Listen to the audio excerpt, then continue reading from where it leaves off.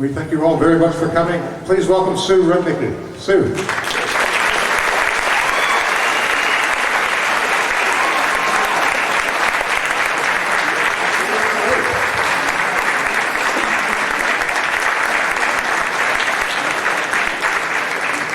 Sue has been the director of our percussion section now. This is the end of the 19th year.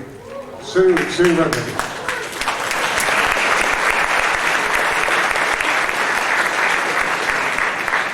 And I also want to acknowledge and welcome Professor Megna Campo.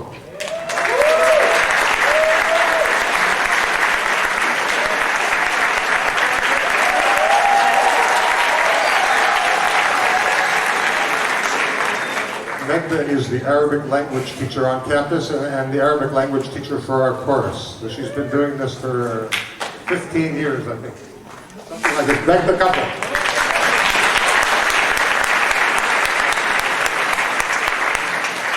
And is Alexandra here? Yes. Please, Alexandra.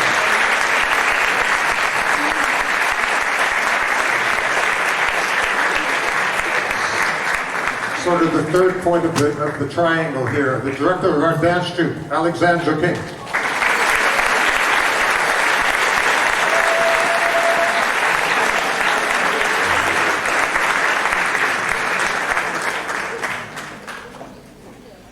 Okay, we're going to start off with a dance. These are students from Alexandra's beginning dance class. Thank you very, very much for coming. Yo!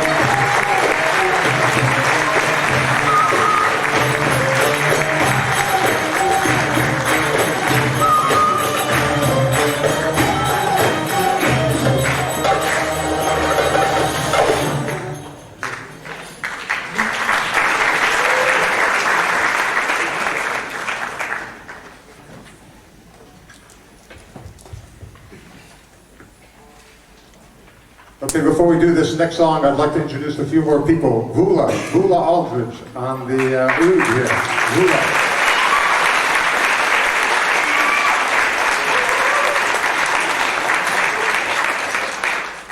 And I'd like to introduce the ethnomusicology grad students. Here's Eric Ederer. And this instrument is a Turkish instrument called the jumbush. The Turkish jumbush. And this is Phil. Phil Murphy. And Charlie Lockwood. And Kara on clarinet. And Jim Grippo on canoe. And Lily Gordon on violin.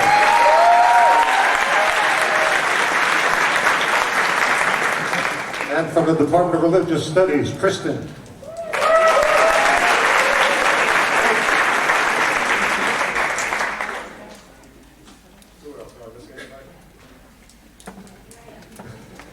Right on. So here we go. So we're going to do two songs today from the singer Abd Halim Hafiz. Abd Halim was one of the greatest singers of the 20th century. He was based in Egyptian. And this was a time when because of a number of things that were happening in the media, really individual people could come out and become these major superstars. Probably the most famous was the woman singer Kulthum.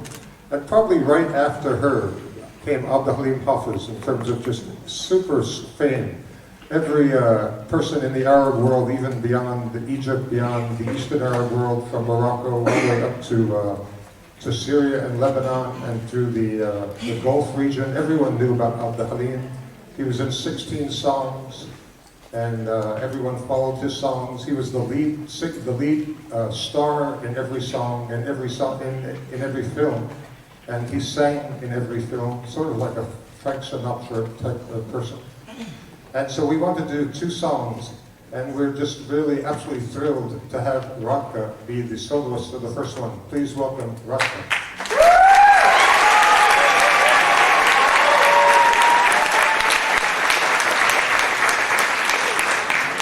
The song Kamil al-Awsaf. Kamil al-Awsaf.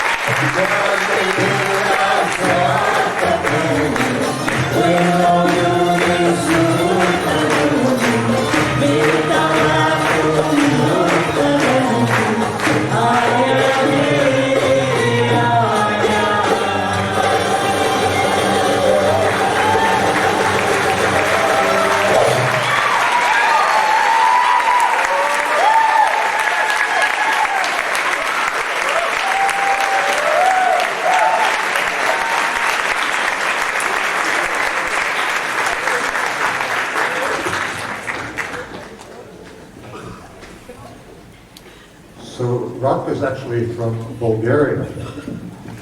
I think her dad is here. Is your dad here with us? You want to...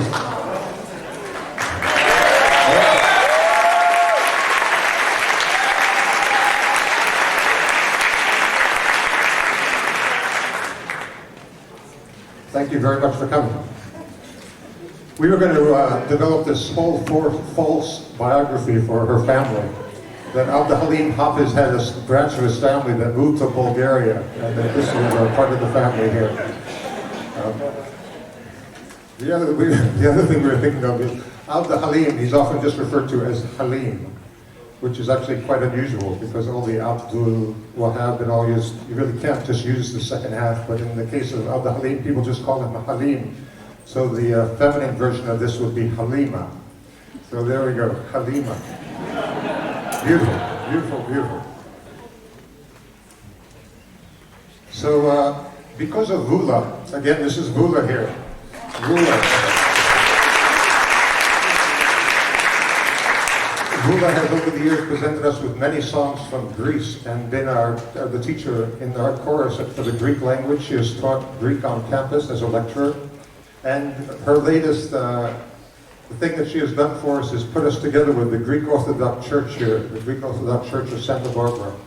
And so we've been working with a group of the students there who perform quite regularly as dancers. And so we're going to present 3 dancers with these folks. And we'd like to do the first one right now, Apantian Tamzara.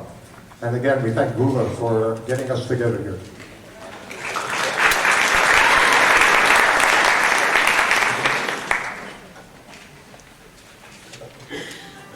So this first dance is a women's dance. And so we're just going to have about 5 or 6 women, and then later on in the second half we'll have a much larger group doing another couple of dances. Please welcome the Fatima dancers from the Santa Barbara Greek Orthodox Church.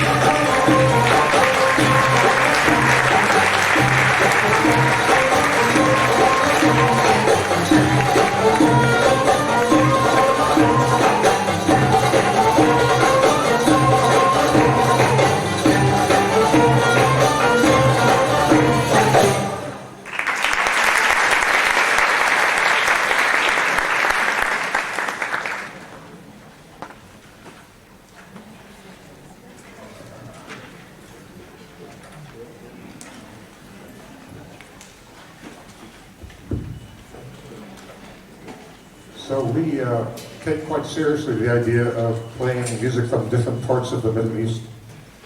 And we'd like to do a song from Iraq, a very popular, very well-known song. So there are a lot of Iraqi bands that are covering this very song right now. It's really it's a folkloric song, meaning it's a sort of a folk song that's been presented in modern CDs. So there are many recordings of this. A friend, one of our members of our group, Pete, has a good friend who just came out of a studio within a month, in the last month, and recorded a version of this song. So it has an old feel, but it's still very much part of Iraqi pop culture. And one of the aspects of the music that's really, I think, very surprising still to me is that when you go to different regions in the Middle East, you find different rhythms. So this is a rhythm that accompanies an Iraqi dance. Many people know the idea of there's a line dance in the Middle East called the debka, or debki. And so the Syrians do debki, the Lebanese do debki, the Palestinians do debki. And these folks do it in somewhat similar ways, but the Iraqis have their own debki. And to do this, they have a special rhythm, and this rhythm is called chobi. And so this very tune is in this rhythm here. So in the program, we've actually showed you what the rhythm is. Basically, the drum in Middle Eastern music has two completely opposing sounds. A very low sound called the doom. So this is it's a resonant sound, and you can speak the drum part. So you can speak doom, doom, doom. And let's see it on the frame drums, doom. So there's a low sound on the tambourine. So whatever the drum is, that drum's low sound is a doom. So on some instruments it will have a relatively high pitch, on some they'll have a low pitch, but it's the lowest sound that very drum can make. And then a contrasting sound is called the tek. So we have all these different ways to make tek. And so then you can actually speak every drum part, and the drum part for chobi is 3 dooms in the middle, so it's 3 dooms at the beginning, so it starts doom, doom, doom. And then the 4th beat is a tek, and then another doom. So this is how it starts. So it starts doom, doom, doom, tek, doom. And then it does this thing after this, which in music terms we think of as a 3-3-2. So it sounds like this: doom, doom, doom, tek, doom, tek, tek, doom, doom, doom, tek, doom, tek, tek. And that's it. That's the rhythm. It just goes around and around. You play it over and over and over again. So one version of the rhythm is doom, doom, doom, tek, doom, tek, tek. That's it. And that's just goes over and over in cyclical form. That's chobi, and the whole piece is in this very rhythm. So it's a totally driving rhythm. That rhythm, for example, doesn't exist in Egyptian music. I think there's no piece of Egyptian music that uses that rhythm. And I think Syria, Lebanon, it's probably very rare. This is an Iraqi rhythm called chobi, and there are lots and lots of pieces in this. And so we like to feature the song. And the song is in Iraqi dialect. So the words of the song are shlonak. Shlonak, yaini, shlonak. So shlonak is very much an Iraqi colloquial. This is a way to say, how are you doing? It really means shu launek, which means what is your color? So what's your color? It's just a normal colloquial way to say what's happening, like what's up, hey, like this type of thing. So the song is marked not only by an Iraqi rhythm, but by the Iraqi dialect of Arabic. And interestingly, one more point about the song is that one of the real superstars who recorded the song, this is Saleh Abdul Ghaffar. He recorded the song in Arabic, but then he switched and he started singing verses in Assyrian. And then he started singing verses in Turkish.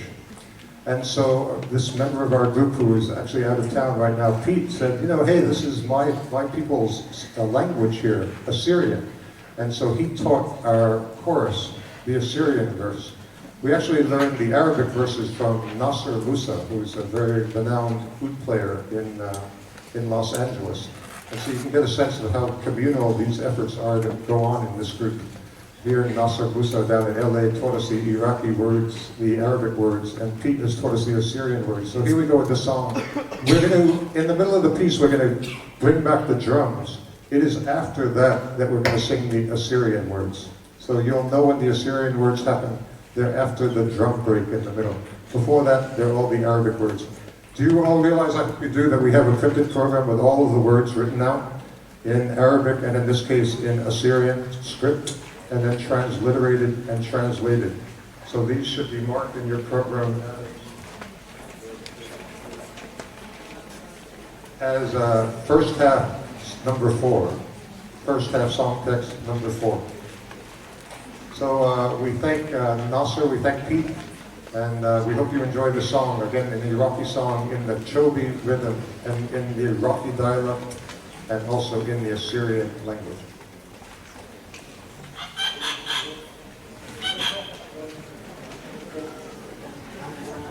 So if you were Iraqi, you would want to get up and dance right now. Any people going to get up and dance? It's a debka. So the Iraqis dance debka differently from the Syrians, the Palestinians, and the Lebanese. If there's anyone who, please, we'd love to have a line going down. It's a line dance. And to make this happen here, we have Richard's going to play this instrument called a mizmar.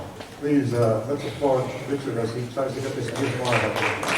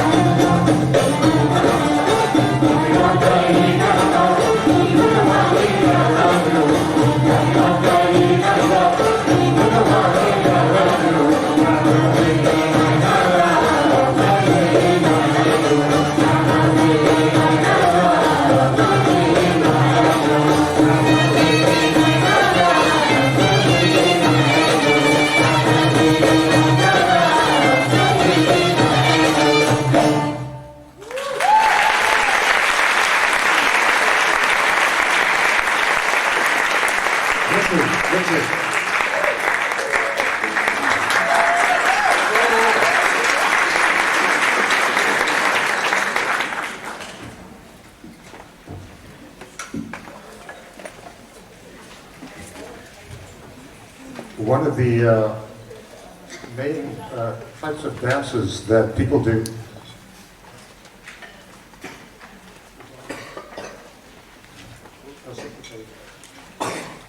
One of the main dances that people do is to dance to instrumental improvisation.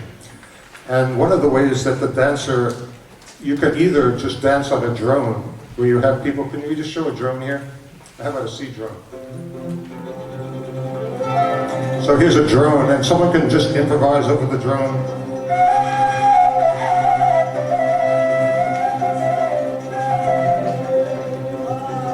This type of thing. And a dancer can improvise to this, but one of the other ways that dancers want to improvise to improvisation is to have an ongoing ostinato rhythm. And the most famous Billy string rhythm for this, I think it might already be in your ears, is a rhythm that we in America call siftiteli. This is actually the Turkish word for this ostinato rhythm. So Alexandra, in teaching her dance students, one of the things she's required to teach, because it's such an important part of the repertoire, is to perform dance to this type of improvisations. So we're going to feature, again, students from her beginning dance class here, and they're going to perform to solo improvisation on a siftiteli, which is this ongoing rhythm. Can we hear what the siftiteli is here, Susie?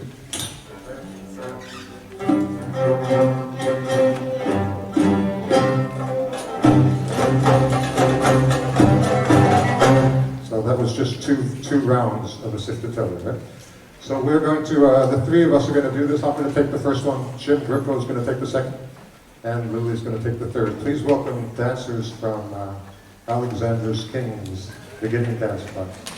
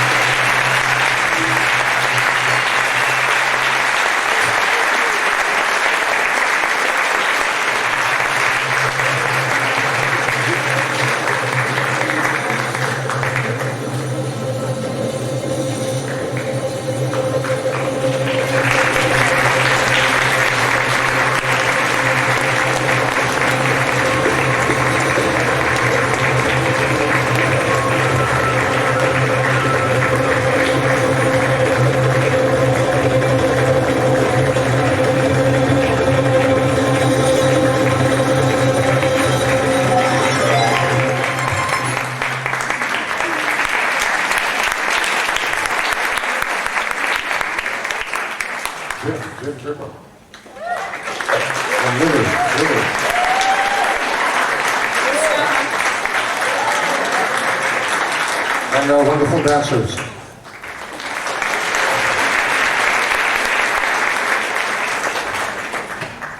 So here we have a special treat. Two of our students have been learning the Nye flute for a number of years now, and we're putting them together to perform a duet for you. And we have a whole story about their background too. Once we realized that we had a duet here, a duo, we decided we needed an advertising firm to create a bio for them so that they could go on the road with an insightful bio. So we've given you their bio in the program here. We wanted to call them the Nightingale Sisters, and Professor Campo, Menta Campo, gave them the Arabic version of this, the Karawan Sisters. So we have a completely made-up bio in the program that you might want to check out here. They're going to perform for us a traditional piece of instrumental music. Interestingly, in Arab music, you do not learn to perform your instrument by performing exercises. Anyone who's learned Western classical music, or perhaps the classical music of India, would be very surprised by this, because we spend so much time in India or the Middle East or the West practicing scales and exercises and more scales. But in the Arab world, you learn your instrument by playing first simple pieces and then more difficult pieces. And so the difficult pieces themselves become the exercises that you do. So interestingly, people don't practice exercises. You don't sit there and practice scales for an hour a day like you would if you were a piano student or a sitar student. And so one of the pieces that people learn to get virtuosic technique is a genre of piece called the longa. And so we have picked a longa for these two, for the Karawan sisters to perform for us. So this is a virtuosic piece. When I studied in Cairo, you'd go to the conservatory and you'd go to your class, and inside you'd take your class inside, and outside everyone would be hanging around, either waiting for their class or having just finished the class. And as sort of a bravado type thing, everyone would show how quickly they can play a given longa. And so I, of course, would sit there at home and try to practice this longa extremely, over and over, and try to play it very fast. And then I would get in the hallways there, and there would very commonly be many, many people who would play it much faster than me. It was always interesting. So I realized, okay, I got to go back and practice it, at a faster speed. So here they are. They're going to come out and perform a longa, and this is a longa called longa shahnaz. So shahnaz is the melodic scale, and this was composed by a Syrian musician named Adham Effendi. So they're going to perform longa shahnaz by the Syrian composer Adham Effendi, and both before and in the middle, they're going to do solo improvisations called takasim. And there's one thing I want to say about the takasim, that the takasim is improvisatory, and it's done in sections. So you start thinking of an idea, and you follow that idea, and when you finish that idea, you stop. And that's not the end of the solo, that's just the end of that paragraph of thought. And then, so you stop and you just relax a second, and then you go again. And you just create another paragraph of improvisation, then you stop. And then you do another paragraph of improvisation. So there's no predetermined number of paragraphs. But I just want you to realize when you see these people stopping, these two folks stopping in their improvisations, it's not that it's over, it's just that section, that little paragraph of thought is finished. So improvisations are multi-paragraph, is one way to say it. Please welcome the Karawan sisters, all the way from Santa Barbara.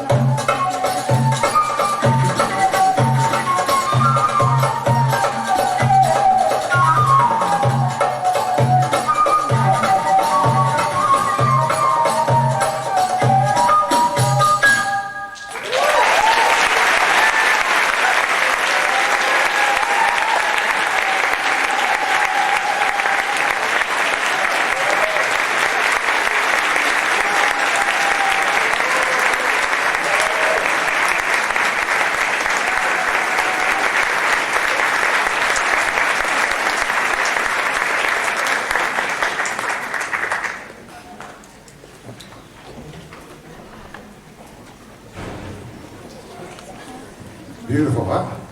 It was all because of the music lessons their mom gave them when they were a kid. They were kids.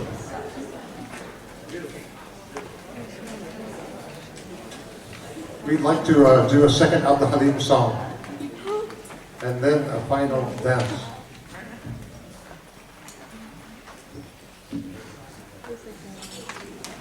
Sven, maybe you can leave one mic a little bit over there.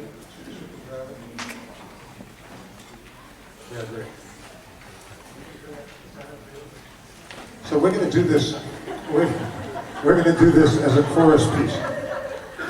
So I don't know if you've had a chance to read the notes for this piece, but this is Abdul Halim literally has hundreds of songs, literally hundreds of songs that he performed. And this is one of the songs from one of his films. And you can, of course, the way that the things work these days, you can go on YouTube or similar sites and see this. So I actually wrote in the program the site where you could see this very song and Abdul Halim singing it in a film, in a very early film. So the thing that brought this song to fame, though, was not necessarily, especially in the West, was the fact that the rap singer named Jay-Z illegally took the first 4 measures of the song and then built a rap around it. And I'm sure you know that rap songs often have very little melodic content. And so what he did for this rap song was he just took these 4 measures and looped it. So this rap song, and then this rap song became one of his major hits. So he performed this all over the place, and you can see videos of him performing this song and then him performing it with other musicians. This really became one of his greatest hits, and the song is called Big Pimpin'. And Big Pimpin', the only thing that happens in the song is the first 4 measures of an Abdul Halim Hafiz song. And it gets looped, and we counted, it happens 55 times.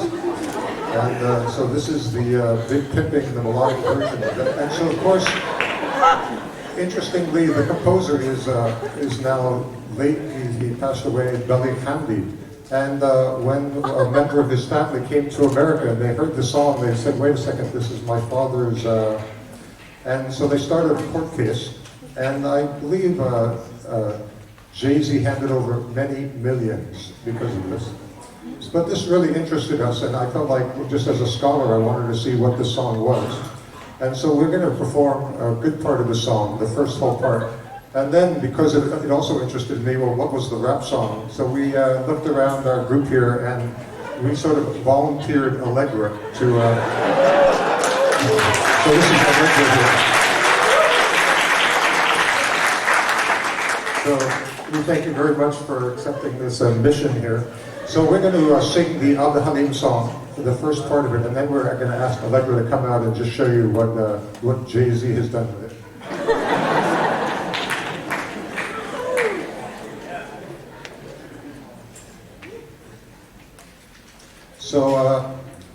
So we actually thought of helping Allegra with a hat and held this way, and we're trying to give her some ways to hold her arms and her hands, but she said, look, I am who I am.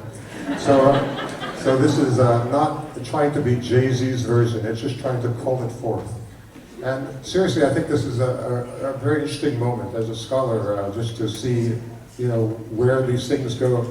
People say that culture is being decentered these days, right? That you study Middle Eastern music, you don't have to be in the Middle East anymore. You can study how Middle Eastern music is happening in America. And it's raging in America in different places, right? And in different decades, it's raged in different ways. So, there was a tremendous nightclub scene in America in the 70s and the 60s and 50s, 60s, 70s, and it sort of died out. So things have been in America for a long time now. And so it's just really fascinating for me personally that here's Jay-Z entering into the picture. So you might know that he's one of the wealthiest people in America, right? Do you realize this? He just did this contract that made him literally one of the most wealthy people in America. Very interesting. So I don't know, maybe he could now bust Allegra for the song we're about to do. Okay, well, enough of this. This is the Abdul Halim song, and it's called Khusara Khusara.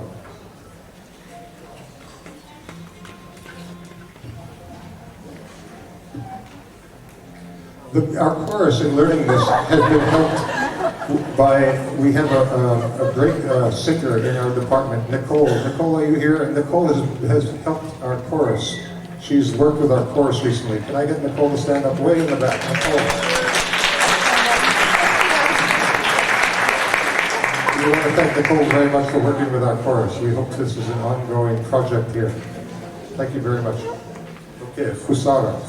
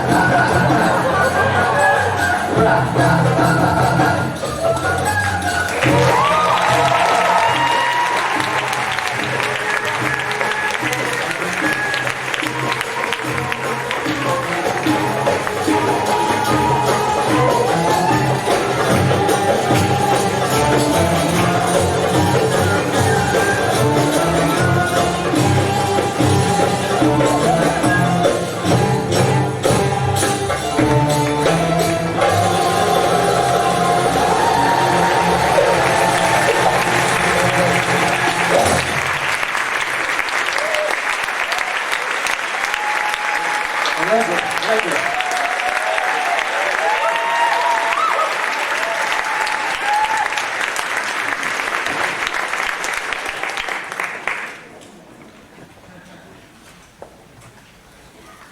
So we're going to conclude now with a dance, the first half.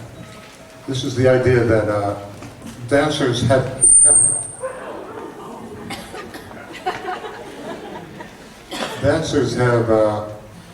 composed, commissioned pieces just for dance sets. And so this is a single composition we're about to do, a multi-sectional piece. This was composed for this type of dance, for what is called Oriental dance, Raqs Sharqi, or cabaret dance. In America, of course, this is called belly dance. So this is a composition of our leader, Alexander King, and of one of our main dancers, Chris. So please, we're welcome. Now we're switching to our professional dance troupe here. Please welcome our dancers as we perform the piece Jumana.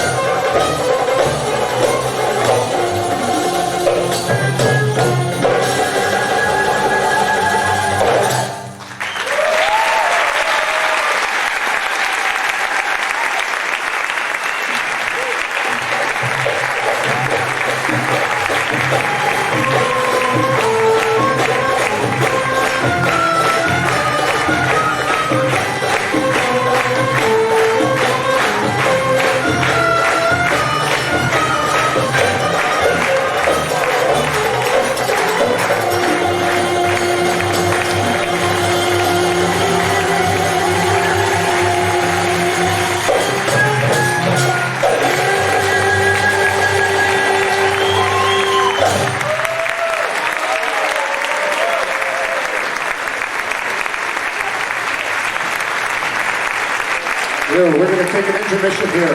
We have food outside, we have cassettes, we have CDs. Please come on back in about 15 minutes. Thank you very, very much. Thank you very much.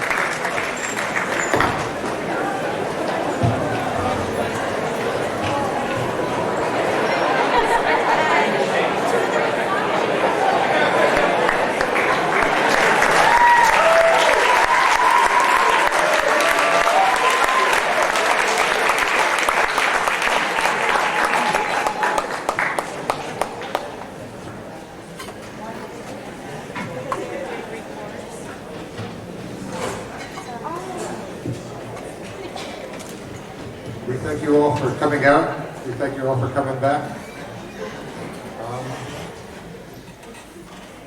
I'm told there are a number of people who used to be in the ensemble. We'd like to welcome back all our former ensemble members. Maybe you could raise your hands out there, stand up, or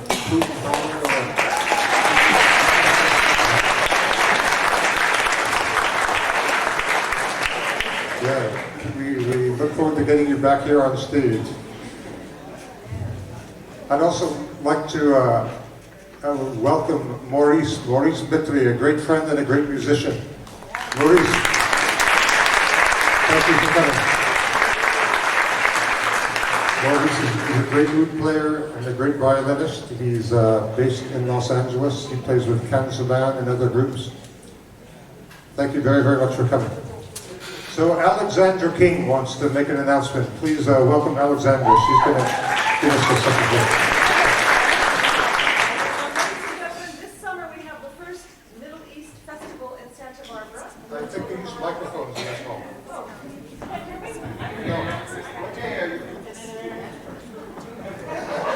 Hi. This summer we have the first Middle East Festival in Santa Barbara, Moon over Morocco. There's a flyer about it out there. Very shortly, there will be music, dancing, a concert at night featuring the Middle East Ensemble, many wonderful guest artists, henna, shopping, all sorts of wonderful things. Please support it and support the ensemble by coming to it. Some of the proceeds go to them, and let's grow it. Thank you.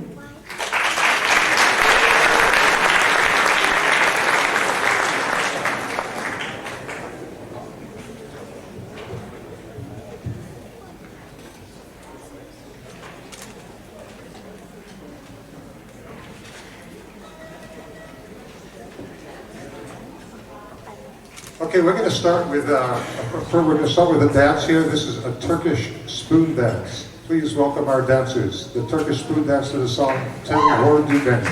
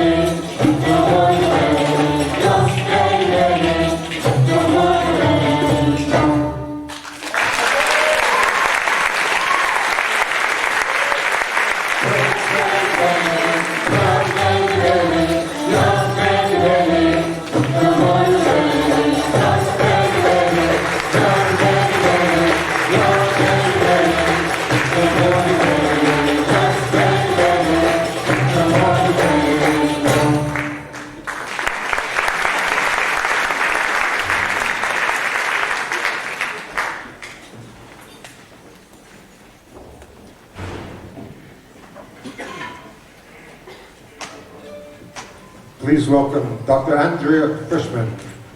Andrea.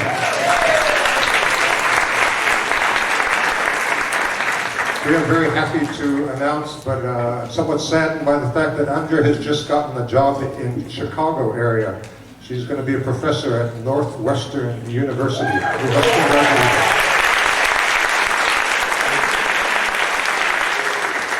her. Professor Dr. Andrea Fisher. Thank you. I can't hear myself. Can you hear me? Yes. Okay, can I have some more sound in the monitor? I can't hear myself at all. Okay, so I've been singing with this ensemble for 5 years. I started in 2003. And Scott Marcus was so generous in letting me bring Sephardic, a whole repertoire of Sephardic songs to the ensemble. And all of the musicians in the ensemble, whether they were Jewish, Christian, Muslim, Palestinian, Assyrian, Greek, Turkish, everybody welcomed my Jewish Sephardic songs with open hearts. And it's been such a joy to share this repertoire with this ensemble, with the musicians, with audiences for five years now. So Sephardic music is music of the Jews that trace their ancestry back to Spain and who were kicked out finally during the time of the Inquisition at the end of the 15th century. And they went to mostly what was the Ottoman Empire, modern-day Turkey, Greece, Bulgaria, and also North Africa and the Middle East. And most of the songs I've been singing have been Turkish, Greek, North African, all of the above. And usually in the spring, I sing very happy, joyous wedding songs about brides and grooms, sometimes about illicit love affairs and things like that. But this quarter, I'm going to sing something a little different. This song has a story. It's called Los Bilbilicos, and it means the nightingales. And the lyrics are in your programs, and the words go something like, not verbatim, but the nightingales are singing in the month of May. They're sighing to the wind. The nightingales are sitting in a tree and singing, and all of the lovelorn come and sit at the base of the tree and listen to the nightingales. I love you, I lay my heart and my soul at your feet. My soul is wounding the moon. Come, my darling, come, my love, come, my dove, come and rescue me. This song, my partner Eric and I sang to my mother and my stepfather on so many occasions, the occasion of my mother's 70th birthday, many anniversaries, Passovers, Christmases, Hanukkahs, Thanksgivings, birthdays. This was their favorite song. And Lou, my most beloved stepfather, passed away on May 1st of this year, when the roses were blossoming in the garden that they planted, and the apple trees and the avocado trees and the fig trees. When they're all in bloom, that's when Lou passed. It was on May 1st. So I would like to dedicate this song to the blessed memory of my most beloved stepfather, Lou Sadet. Thank you.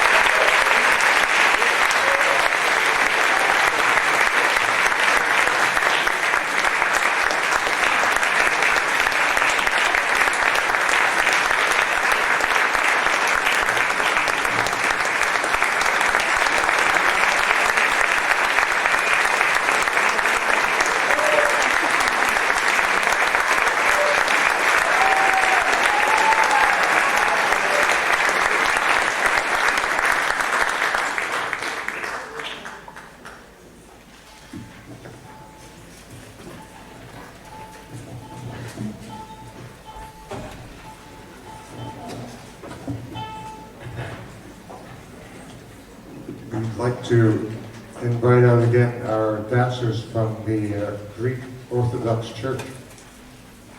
And this time we're going to present together two dances. One, a dance about fishing and the fishing net.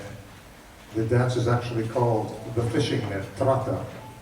And the second is going to be a pentazali, pentazali, the 5 steps. And we have the absolutely amazing Lily Gordon to make that happen.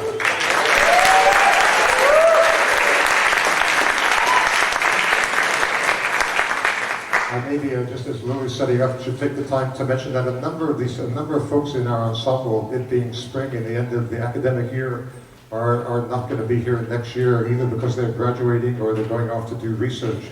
And I can start with Allegra, who gave us this tremendous performance. Among the people who are graduating, Allegra is graduating.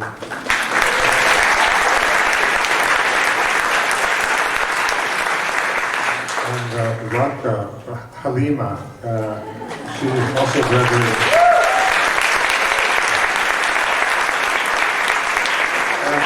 And Linda is also graduating.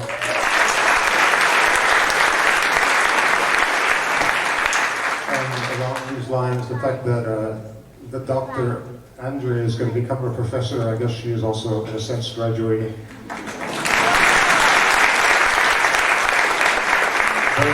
Actually, the reason I started this now is that Lily, having just finished her doctoral exams, has accepted a Fulbright Hayes Fellowship to go study in Egypt. And so she's going to be taking off with the most impressive grant in our discipline, the Fulbright Hayes.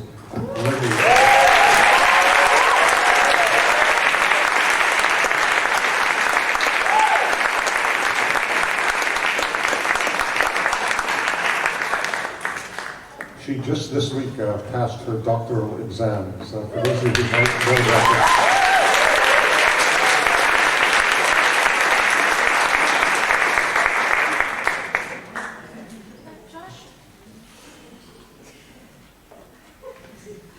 Okay, well, I'll introduce more people later, because these are not the only people leaving, but we're going to move here to these two dances. The first is a dance about the fishing net, trata.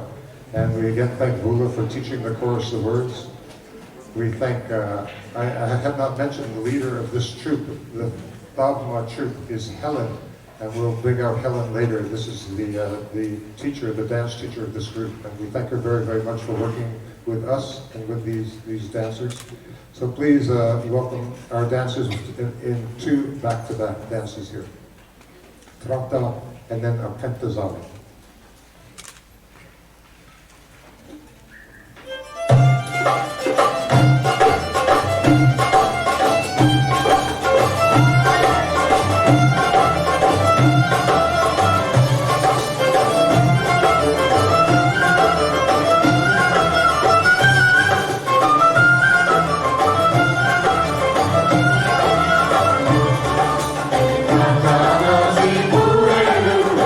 Yo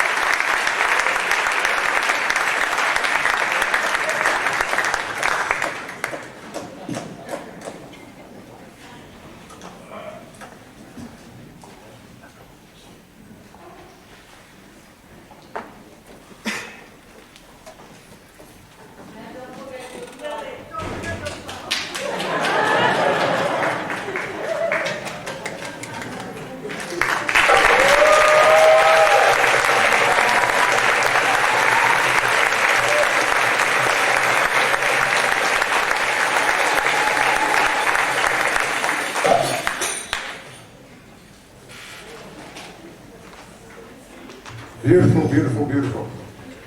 Lily Gordon.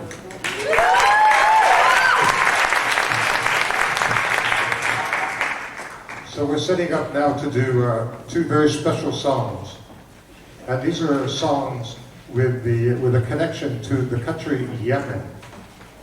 So these are both, the first is a set of 3 songs. These are Yemenite folk songs, which have been recorded by the superstar singer Oprah Hazza. And these songs were suggested to us by Mauricia, who is our guest, our soloist here. So Mauricia has been in our chorus for a good while now, and she is one of these graduating people here.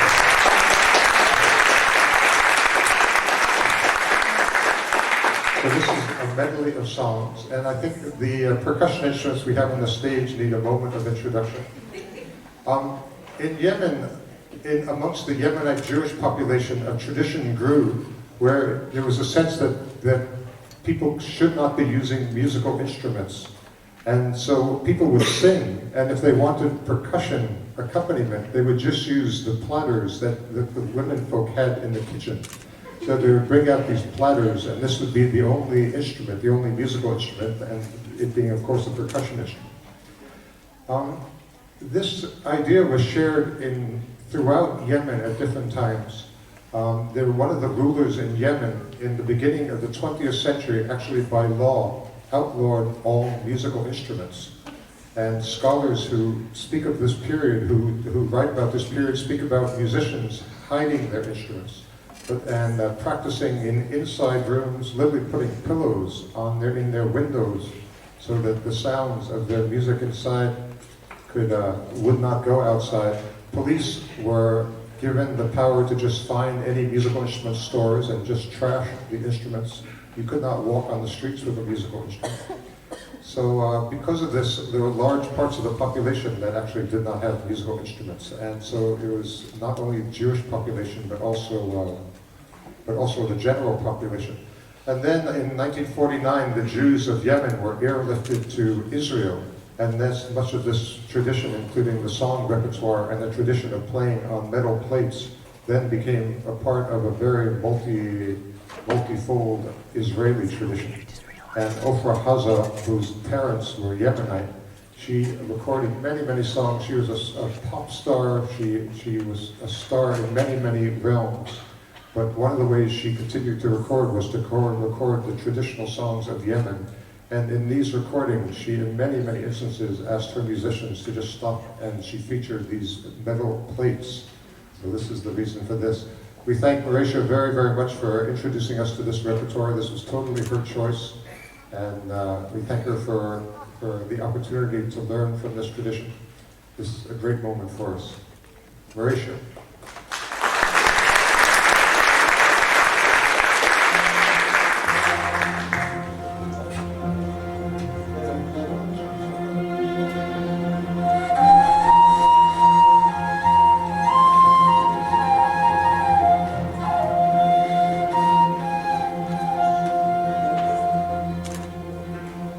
Surmana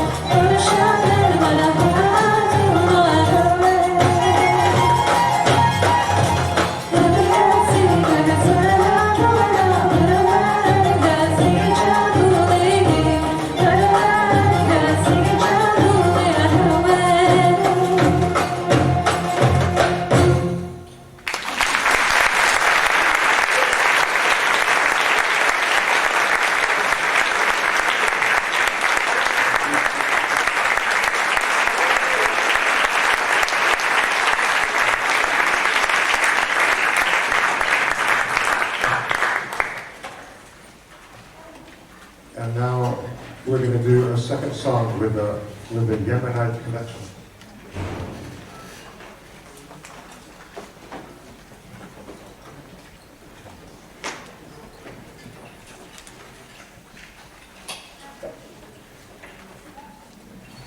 This is a song by the Israeli singer, a woman of Yemenite descent, Margalit Sanani.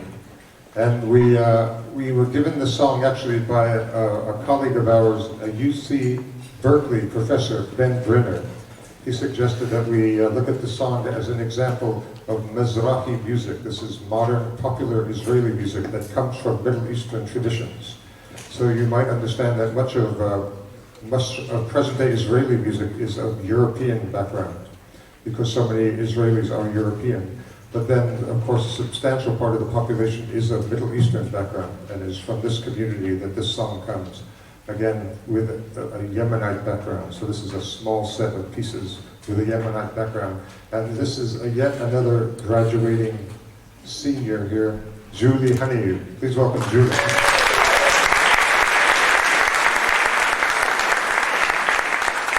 Julie sung many, many songs with us. She's been in our chorus for a number of years. She sung songs in Hebrew and Arabic. It's a wonderful opportunity for us all to perform with you. Congratulations on all this. Thank you.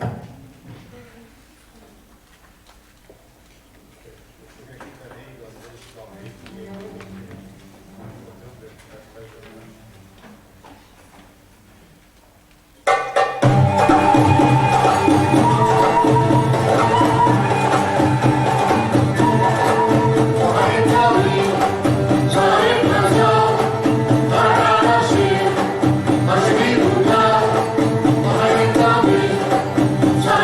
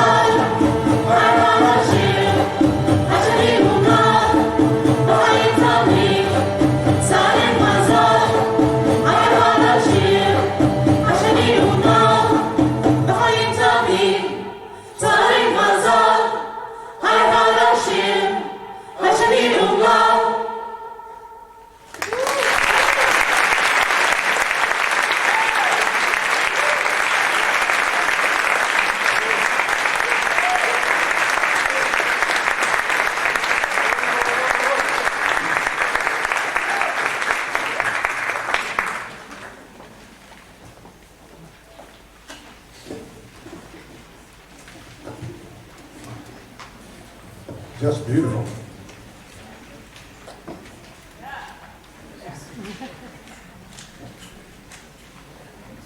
Okay, here we're going to do a high-powered dance here. One of the things we try to do, in addition to keeping up and trying to learn aspects of traditional, very old-fashioned culture in various parts of the Middle East, we also want to try to keep up with some very hot things that are happening. So we try to play, every once in a while, we try to learn a new hot pop song. And so this is one of them. It's actually by pop song standards, it's rather old. It's probably about 5 years old now, which makes it somewhat ancient in pop circles. But in parties and all, it's still very much used. DJs will use it in weddings. If you hire a DJ for a wedding in Los Angeles or Santa Barbara, this will definitely be one of the tunes. This is by the Egyptian Ihab Tawfiq. If you were in our concert here 3 months ago, we performed it, and now we're performing it with our dancers. So this is a very special choreography, again by Chris, one of our dancers, Chris, and the leader of our dance troupe, Alexandra King. So please welcome our dancers. This is the song, Allah Alaik Ya Sidi.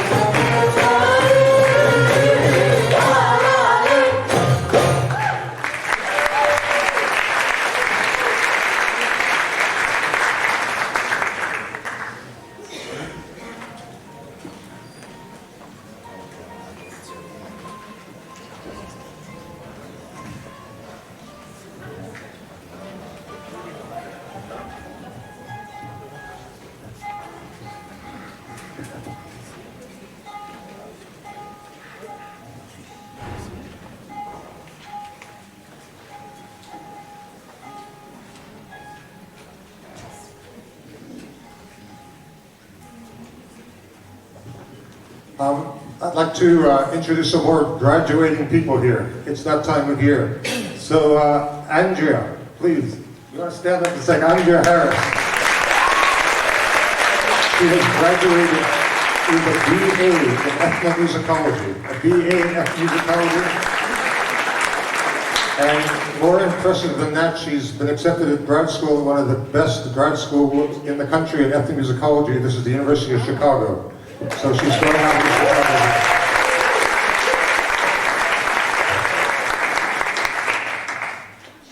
Andrea. And let me mention this fellow here, Eric. Eric, unfortunately, Eric also got a grant to go to Turkey here from one of the main organizations in Turkey, the American Research Institute in Turkey.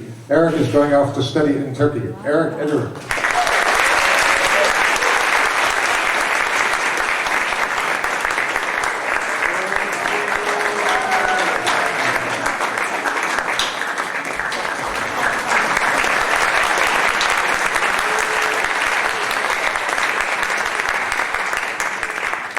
Eric has been our UT teacher for many, many years, and it's a great pleasure that he is going off to doing research. It's a double-sided moment here, but this is a great thing.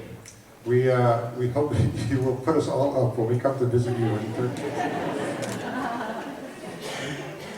And just to mention, taking his place as our UT teacher is Phil. Phil Murphy has been teaching you.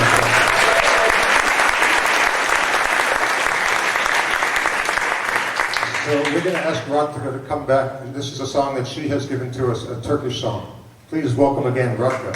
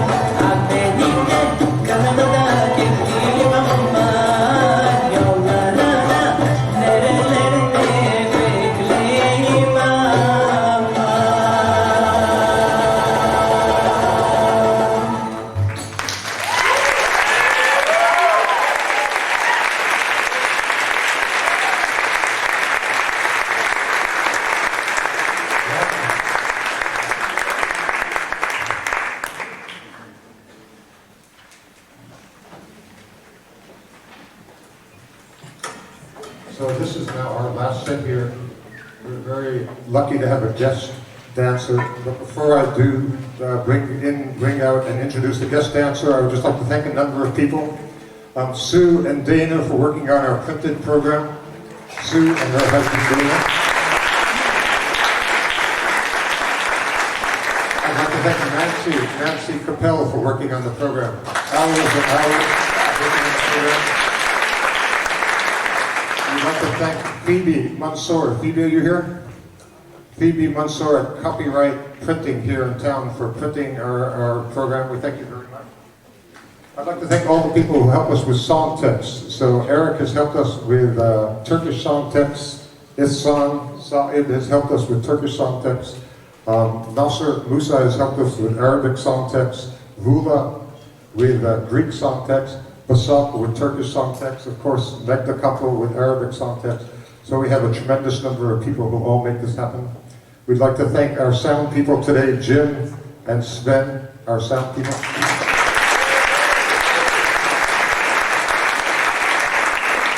We'd like to thank our stage people, Bryce and Patrick. Thank you very much. We'd like to thank Dana for videoing, our videographer. And most of all, we want to thank you folks. We have a very interesting opportunity in the fall. We got a call from the government of Egypt. We had a chance here in November.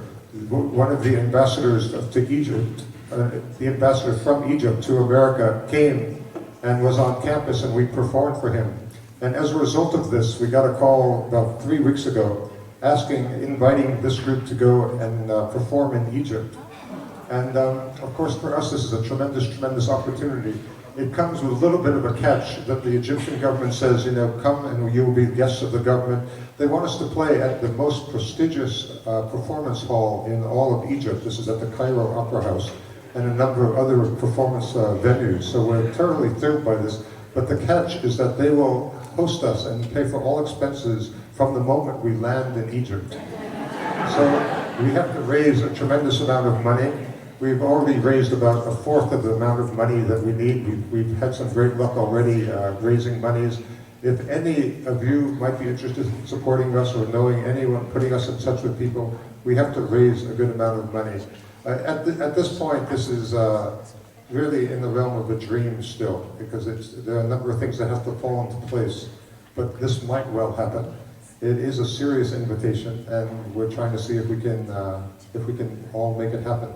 It would be a great opportunity for this group. And so we have a board of people. We have the Friends of Middle Eastern Music, an association here, and board members really actually requested of me that I announce this here and just put the word out that we are in need of support for this. So if any of you feel that this would be an interesting thing, we're of course looking for Egyptians to help us out. All you Egyptians out there, yalla yalla. Okay. But one way or another, we thank you. More than that, we thank you very much for coming. And really, it's a great honor for us to be part of this community. We thank the Greek Church for joining us and making this an even ever widening group. We thank people that came up from Los Angeles. We thank you very, very much. I want to thank my cousin for coming up. My cousin Richard, thank you very much for coming up. Where are you?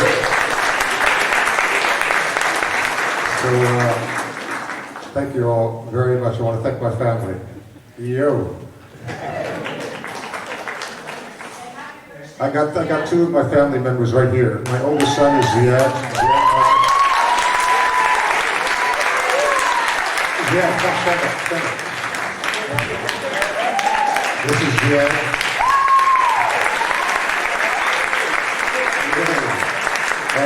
And this is his younger brother, Ari.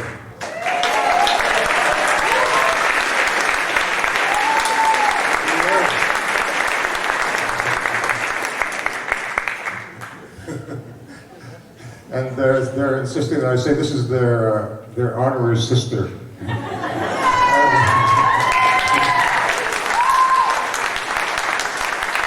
And we got a couple of more people who are graduating. Just before we start this song, Jenna is graduating, our bass player.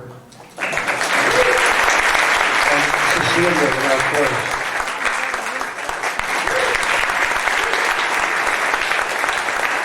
Have I covered everybody? No. Joshua. Joshua's graduating. Joshua.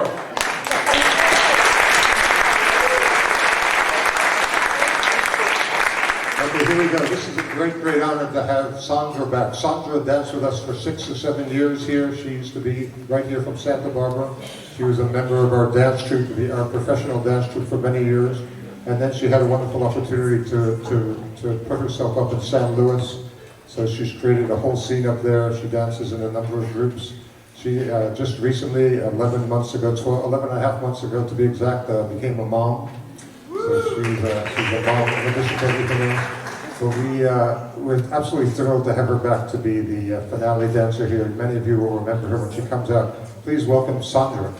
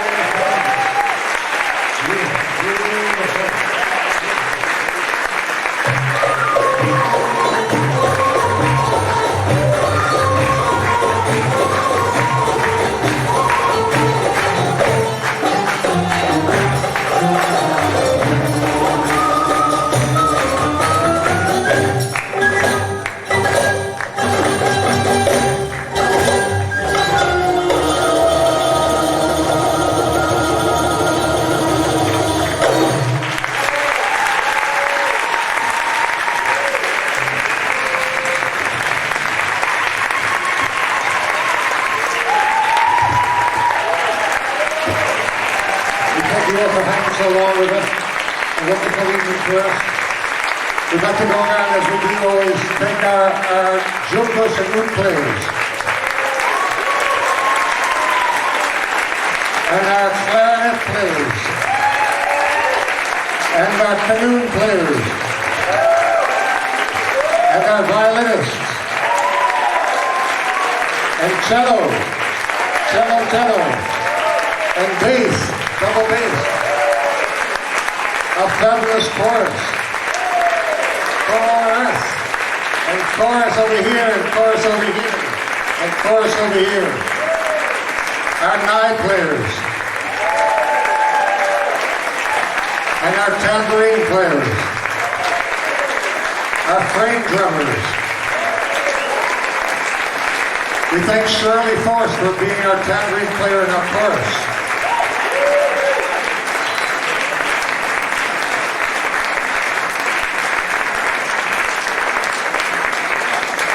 All our chorus rehearsals, Shirley is our percussionist, Shirley Force. We thank our drummers, leading off with Sue Rednicker. And we thank,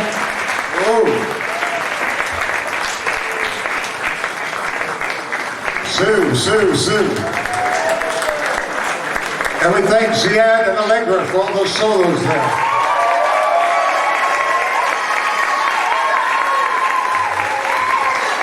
We'd like to go around and thank our instrumental soloist, Jim, for his canoe solos.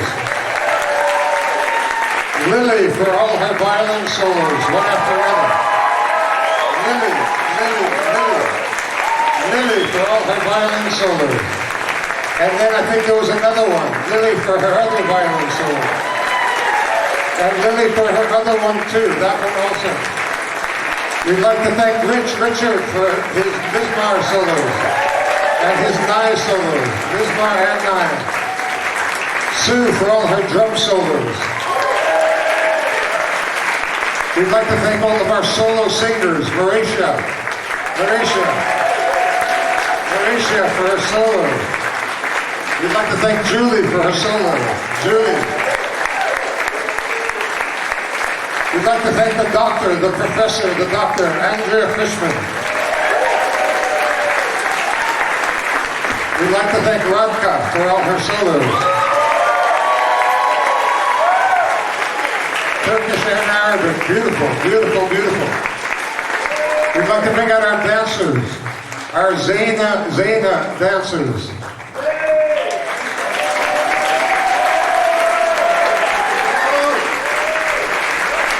Our group improv dancers.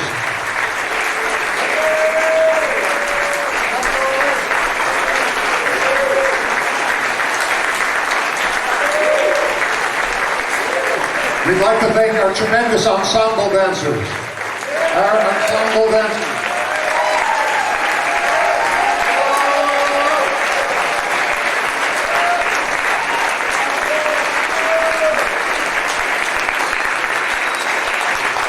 I'd like to say congratulations to Kat for graduating. We're very fortunate she's going to stay with us, but we're very sad to say that Shiva is leaving. So thank you for all the wonderful dancing, and we really love you.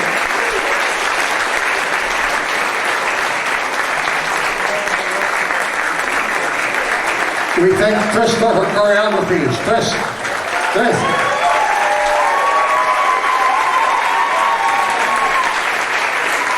We thank Alexandra, the director of our dance troupe, Alexandra King. And our special guests from the church, from the Greek Orthodox Church, the Thamma dancers.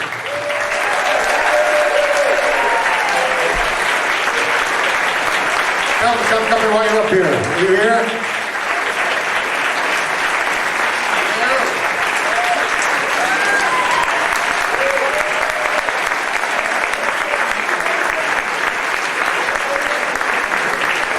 And their director, Helen Ioannidis.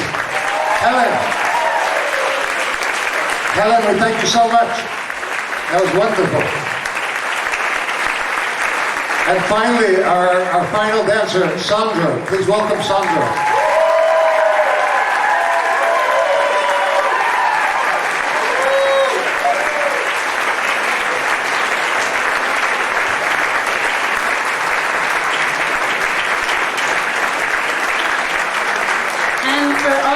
those wonderful solos and directing the entire group, Dr. Scott Marcus.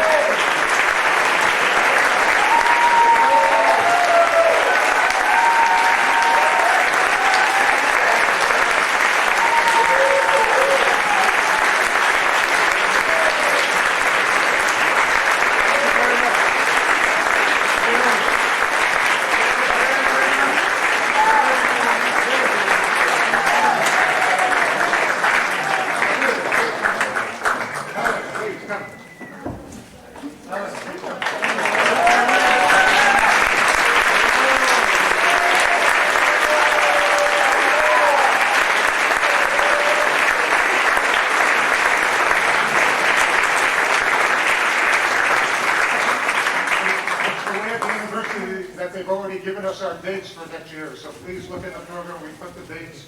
I think it's November 22nd, actually, is the next one. We have a date in March. We have a date in May for next year, so please check out those dates. We'd love to have you save them for us. Thank you very, very, very much for coming.